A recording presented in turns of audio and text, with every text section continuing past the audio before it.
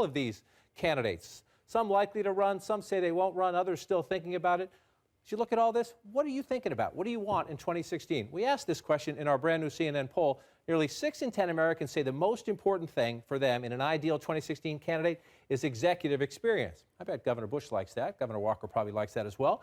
4 in 10 Americans say legislative experience would be ideal. Then we asked this question here. What about a political background? Again, the word experience comes up. 6 in 10 Americans want somebody with a deeply experienced political background. 4 in 10 Americans say, I'd take a look at somebody new. They want a fresh face when it comes to running for president. Here, if you're Hillary Clinton, is a warning sign. 57%, nearly 6 in 10 Americans say they want someone who will change most of the policies of the incumbent Obama administration. 40% of Americans say let's continue most policies. But look at that. Nearly 6 in 10 enter 2016 saying it's time for dramatic change. So, Robert Carshall, let me ask the question to you first. That's the great opening for Republicans, to make the case we are changed, we are different. And history says after a 2-term president, almost always we change parties. But I assume Republicans are aware that's not enough. They still got to find a way to beat her. It's not enough, and you see Secretary Clinton really calibrating her own message. I was covering her in Atlantic City this past week, and you saw she's talking about her Senate term in a different way, talking about herself as a consensus builder, someone who emphasizes relationships. And so she knows she's from Washington. She knows she's not perceived as change, but she's trying to reevaluate how people see her. And Republicans, look, they're betting on governors. You keep hearing it over and over again that someone like Bush or Walker has the experience from outside of Washington, but they're going to have a lot of stiff competition from these senators. In that poll, we ran her horse race against every one of the leading Republicans. Rand Paul was closest. He was 11 points behind on a national poll. Now, it's March 2015, so, don't pour any cement. She can be beat. Ask President Dukakis, ask President Giuliani. She can be beat. But if you look through this, I took the Rand Paul numbers. He ran closest, 11 points behind her, and I matched them up with Romney versus Obama in the last presidential election. Hillary Clinton runs it equal with the president on race, on income, on age, in terms of the demographics of the voting electorate, and she even runs better than him in several areas. Among women, look at this, 62% of women support Hillary Clinton. President Obama got 55% in the last election, a big plus, the big gender gap there. Among Republicans, Secretary Clinton gets 13% support to the 6% the president got. I suspect that Republican number will disappear as we get close to the election. But among independents, she gets 53% support. President Obama against Mitt Romney got only in the 40s. And where you live, close presidential elections are decided in the suburbs in American politics today.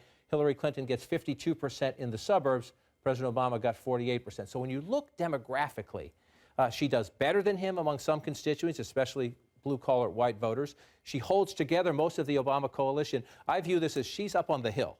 She's got this fortress on a hill. She has no credible opponent yet. So even if they have equal armies in the end, Hillary Clinton and the Republican, they've got to go up a hill to take her. For Republicans, there's 2 things that they're going to really have to do. 1 is going to be to try to knock her on her actual credentials. And 2 is going to be to have to try to, quite frankly, drive down turnout among people who were part of the Obama coalition, who came out in huge numbers for him, because she is going to be focusing really hard on not just having an advantage with women and with minorities, but in maintaining that turnout level that Obama had. But the other thing that struck me about this poll is how many people didn't know who the Republicans were. I'd never heard of them. 29% hadn't heard of Rand Paul. 48% hadn't heard of Scott Walker. So I think it's easy to forget here in D.C. that most of America doesn't even know who these people are. So they have a lot of time to define themselves, but they're going to have to define themselves before the Clinton Right. So there is a huge opening for those Republicans to fill in their biography and fill in their portfolio. But then you still have to deal with the demographic challenges. And look, both sides know this. The Republicans every day going after Hillary Clinton say, we want her emails, we're going to investigate her. She's from the past. Remember Bill and all the baggage.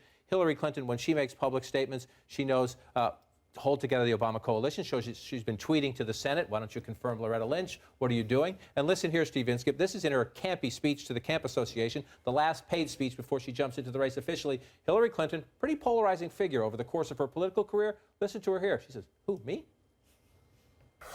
The red cabin, the blue cabin have to come together and actually listen to each other. From my perspective, you can't do enough of the relationship building.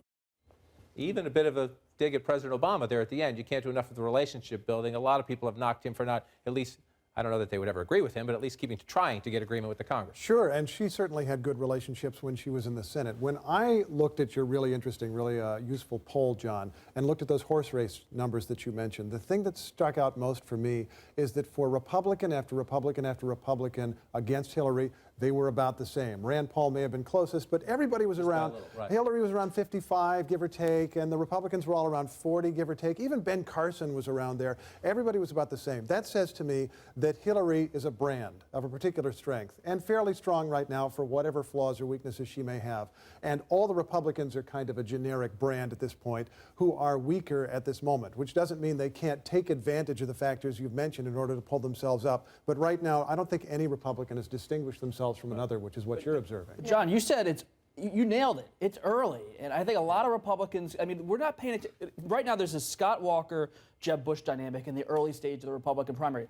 Keep an eye on John Kasich. He may start stepping in the race. Two-term governor of Ohio, Marco Rubio. A lot of people, a lot of donors like Rubio because they think Bush or Walker could stumble, and a fresh face from Florida who could win the Hispanic vote. It's too early to start really saying how this is going to play out. And I think there's a lot of lower-ranked stars in the GOP just waiting for their moment. But they need to recast their brand a bit, whether it's with a new face or during these debates. But one of the risks is if they have a series of debates about immigration, about same-sex marriage, about the very issues on which the Democrats have built their demographic advantage. That's the question mark as we go forward, but that's why we watch them. It is early. She's formidable, but let's underscore early.